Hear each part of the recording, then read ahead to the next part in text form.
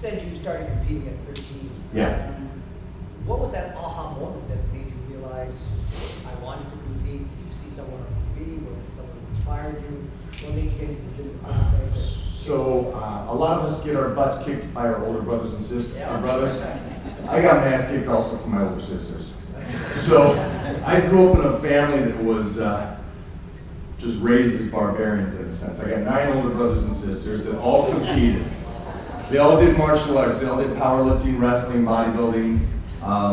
So I'm cool with my brothers kicking my ass, but when my sisters are drop kicking me, you know, it's like, all right, I gotta do something. So at 9 years old, you know, I started wrestling, martial arts, and powerlifting. And yes, I started squatting, deadlifting at 9 years old. So just throw that one, bad for you, out the window. All right? That's why you're so short.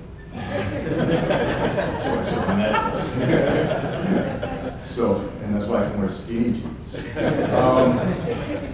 So one of the big things is, by doing that aha moment was at 9, I said, okay, I gotta toughen up. I'm in a fight. But 15, I went on stage and I'm just this little guy, and I'm competing against these 19-year-olds and I win, and I'm like, wait a minute, is there something different between me and everybody else? And I hope that everybody, when you're alone, you feel that. You know what I mean? Just in the dark, you go, I'm different, I can do this one thing. I don't care that nobody else can. I can. And that's a huge thing to have. And I had it at a young age. And so at 13, I said, this is it. I'm looking at Arnold Schwarzenegger in the magazines, and I said, this is what I want to do. And Bruce Lee, and I said, that's what I want to do. I want to take both of those guys and combine them. And so, did the best I could. So that was one of the big things. How do you deal with all the stresses life throws at you? How do you manage stress?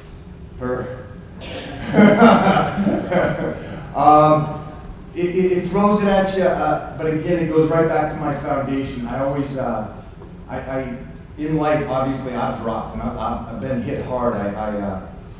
My dad passed, and I was that macho kid at that age, and I'm like, all right, my dad passed, that's what happens. And then my mom passed, and that brought everything back. And my dad was like my superhero.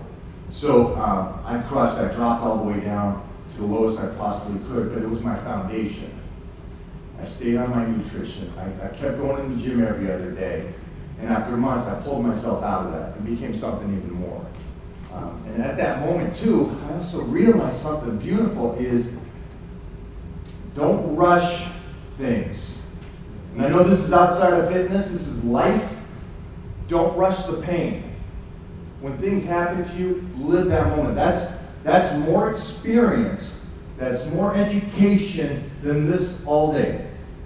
With everybody talking to you, when you're in that pain and you find who you are and what motivates you and how to come out of it on your own, you're a whole new person. And it gives you more motivation. So people ask me, how are you motivated? And I'm like, I am more motivated in life today than when I was 20. Or when my first covers on the magazines was when I was 17. And then Joe Reeder brought me down at 20 years old from Washington State down in California and said, son, we're gonna put you under contract, put you on the magazines every other week. And it was a very uplifting, amazing time to have somebody like Joe Reeder, who brought only Arnold over, brought me down. I'm more motivated today than I was then. And it's because of that stuff that you get to go and meet people, and they go, example, I did a workout video with C.T. Fletcher. I don't know if you guys know him, great guy, lovable as can be. But we did a workout, somebody saw it. He said, halfway through the video, he said, forget this, I want to be like Mike. He gets down and starts doing sit-ups during the video. 3 years later, I meet him. He's now dropped 250 pounds and he flew from Scotland to England to meet me. And it's like, you can motivate people that much in life without even doing it. I didn't plan to motivate him. I just stayed true to what I believed in, and it motivated somebody else, and it's a cool thing, and that motivates you tenfold. It really does. When you meet people and you have a client that comes in and goes, I lost 20 pounds. I went to the class reunion. Everybody said, oh my God, you look better now than high school. Boom, that just is going to enhance you guys so much. But that's the kind of concept I want you guys to take away from this, is that everything that you're doing today, everything that's you're trying to make yourself better makes everybody around you better. That didn't even answer your question. Get out of here. Yeah. So when you're in those dark places and you imagine where you could go, or you kind of envision it, do you have any tips or tricks for how you communicate that to someone else who's in their own dark place? I work with a lot of orthos, a lot of joint replacements, and head breaking and more. How do you sort of refire up the engine? For me, it was I mean, obviously it's a process. It's not just one, okay, I'm coming out of this hole. For me, it was really just living in the moment and the pain and understanding the pain. Obviously, I'm a sensitive guy. I'm the guy that cries at movies as my girl's looking at me going, dude, what is this? This is Die Hard. Why are you crying? You know? So it's one of those things. It was just moments that living in there going, okay, I understand. What would he want? And one of the biggest things is anything with darkness, like me losing a family member like that or something, it was, all right, let's take this last name and make something big. Let's not just freaking coast through life and enjoy this. I don't believe in coasting. Let's go big. Let's go bigger. And I think my career even enhanced after my mom passed because I just fought so much harder for the last name to make her proud, in a sense. So, but here's a great thing, I think, for anybody that's in a dark place or around people. That support crew around you, let me see if I say this right. Search for people better than you, okay? Don't search for a partner that's as good as you or fits you right then. Search for somebody that's better than you, that has to make you man up in a sense. When I met my girl that I'm with now, I was like, oh, sheesh, I'm gonna have to work. I'm gonna have to really up myself and stop the little kid stuff, and it made me better. And then the crew around me, the support crew around me were better than me in different aspects of life. And so when I dropped again, they helped pick me up and took me to a higher level. And then also when you are doing good, they motivate you to do things outside your realm. Because you gotta do the stuff, I know this is cliche, I know, but you gotta do the stuff you're scared of. One of the coolest things, and I wish I knew this when I was a kid, the coolest things is fear. It is amazing. It is automatically telling you that's your limit. That's done. You start getting fear, you're like, oh, sheesh, okay. Attack that thing. Because you know for a fact that's your level. Go above it. Is one of the things is anytime, the first time I did American Gladiators, it's a blink of an eye. Because it was about going out and never losing. Now, I was that American Gladiator. When I finished my whole career with Gladiators, I was undefeated.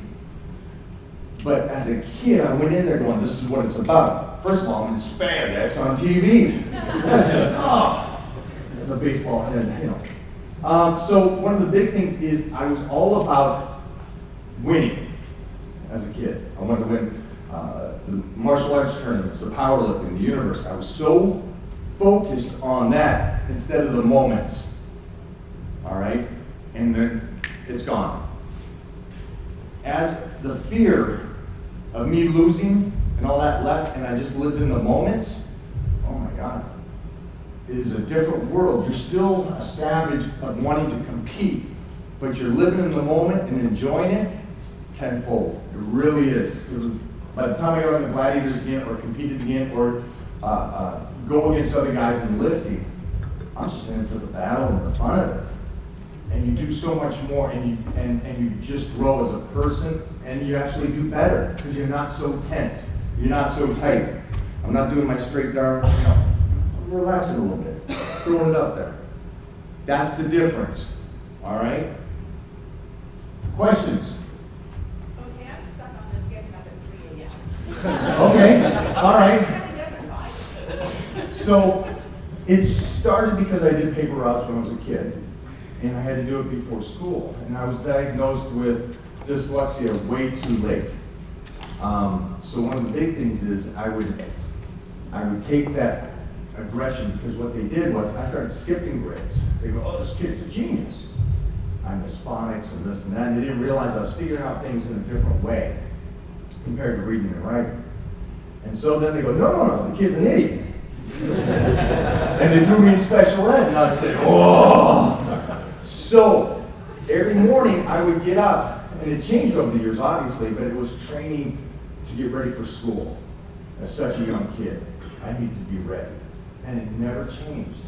And when I go to a gym today, that many years later, I'm still that little 10, 11, 13-year-old kid walking in going, I get to do this? Are you kidding me? This is badass.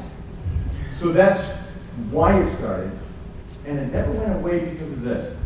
Would you ever miss a workout at 4 in the morning? Besides being tired? That's it, right? Man, I'm not really tired because I know that this is what I love. But I'll never have the excuse. Never in my life. And I'm not saying train, at 4 in the morning, but I always train first because of the fact that no matter what happens during the day, I got it in. I got it in.